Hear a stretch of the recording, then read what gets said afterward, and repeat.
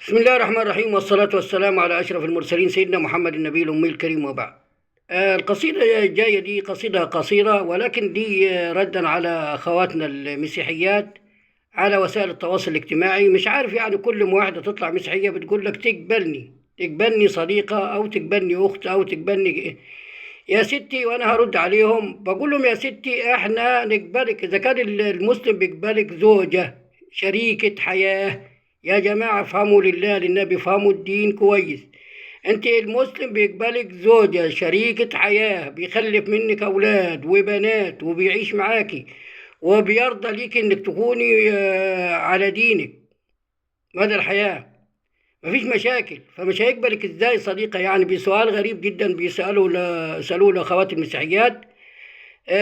فاحنا عندنا في القرآن بيقول: لا ينهاكم الله عن الذين لا يقاتلونكم في الدين ولا يخرجونكم من دياركم أن تبروهم وتقسطوا إليهم إن الله يحب المقسطين.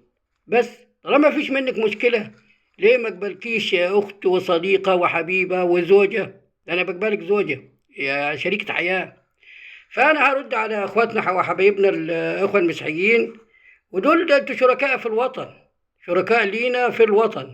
يعني حاجة غريبة شوية إن كل واحدة تطلع مسيحية تقول لك أنا مسيحية. تقدم السؤال ده: تقبلني زوجة ولا لا؟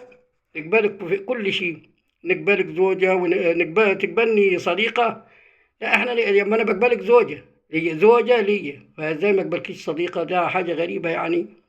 فيا ريت نفهم بس الدين. العيب مش في الأديان، العيب فينا احنا. نعيب زماننا والعيب فينا، وما لزماننا عيب سوانا، ونهج ذا الزمان بغير ذنب، ولو نطق الزمان لنا هجانا، وليس الذئب يأكل لحم ذئب، ونأكل بعضنا بعضا عيانا. فالعيب فينا احنا يا اخوان، مش في إن كنت مسلم ولا مسيحي ولا يهودي ولا أي. الدين ما فيش أبدا عيب. فرد على أختي المسيحية، بقول لها هي بتقول لي بعتها عن واحدة صديقة بتقول لي تقبلني كصديقة. فقلت أو نتعرف، ممكن نتعرف؟ بتقول لي ممكن نتعرف. فأنا رديت عليها قلت: ده احنا حبيبتي نتعرف ونتشرف ونفسي حبيبتي أنا أعرف. ليه كل واحدة مسيحية فيها السوء من النية؟ قلت لها: ده احنا حبيبتي نتعرف ونتشرف ونفسي حبيبتي أنا أعرف. ليه كل واحدة مسيحية فيها السوء من النية وفاكرة الناس حرامية بتسرق حلم حبايبنا، وفاكرة الناس حرامية بتسرق حلم حبايبنا. انت بنفس أبية مسلمة أو مسيحية، طالما ما شفت منك شر، طالما ما شفت منك شر، انت في قلبي وعينيا ولو حتى يهودي. طالما ما شفت منك شر، انت في قلبي وعينيا ولو حتى يهودية. تقبل الزواج مني ومهرك 1000 ذهبية؟ طب تقبل الزواج مني ومهرك 1000 ذهبية وهتفضلي برضو على دينك، وتفضلي برضو على دينك.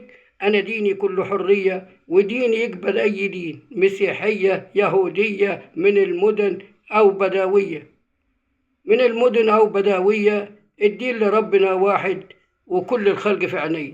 الدين لربنا وحده وكل الخلق في عينيا. تحياتي لكل حبايبنا، كل الناس وكل حبايبنا المسيحيين في كل أنحاء الدنيا.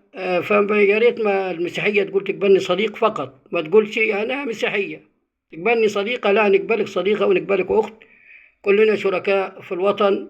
لكم تحياتي، ولكم تحياتي الشاعر علي عبد الرازق الدالي، المعاصر الفاتح أسيوط. تحياتي لكم كل محبتي واحترامي وتقديري، والسلام عليكم ورحمة الله وبركاته.